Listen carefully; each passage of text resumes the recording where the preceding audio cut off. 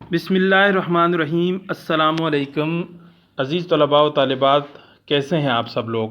گزشتہ سبق میں نماز جنازہ اور اس کی اہمیت کے متعلق ہم نے پڑھا تھا۔ آج ہم یہاں سے اس سبق کی مشق کو حل کریں گے۔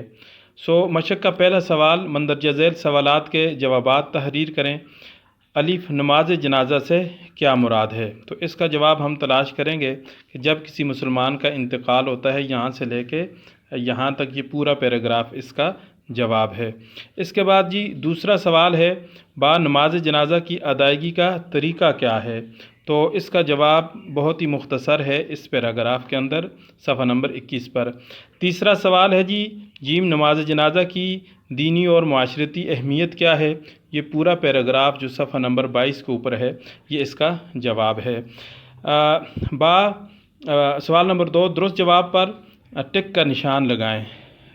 الف، میت کی مغفرت کے لیے جو دعا کی جاتی ہے اسے کیا کہتے ہیں؟ الف، نماز تسبیح، با، نماز جنازہ، جیم، نماز استسقاء۔ تو با آپشن ٹھیک ہے۔ نماز جنازہ کی ادائیگی سے پہلے کیا ضروری ہے؟ الف، کفن پہنانا، با، خوشبو لگانا، جیم، دعا کرنا۔ تو الف آپشن ٹھیک ہے۔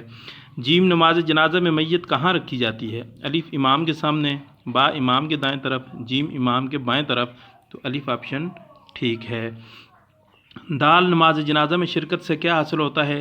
الف، آخرت پر ایمان پختہ ہوتا ہے، با، رسم ادا ہوتی ہے، جیم، تعلق بڑھتا ہے۔ تو الف آپشن ٹھیک ہے۔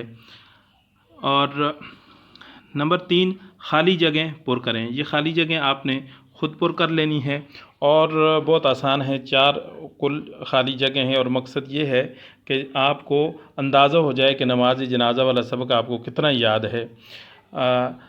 4 کالم الف کو کالم با سے اس طرح ملائیں کہ جملوں کا مفہوم واضح ہو جائے۔ کالم الف میں الف ہے، دنیا کی ہر چیز فانی ہے، اور با، ہر جاندار کو موت کا مزہ چکھنا ہے۔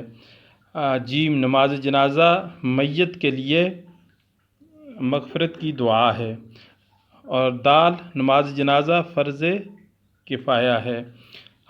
نماز جنازہ سے پہلے میت کو کفن پہنایا جاتا ہے۔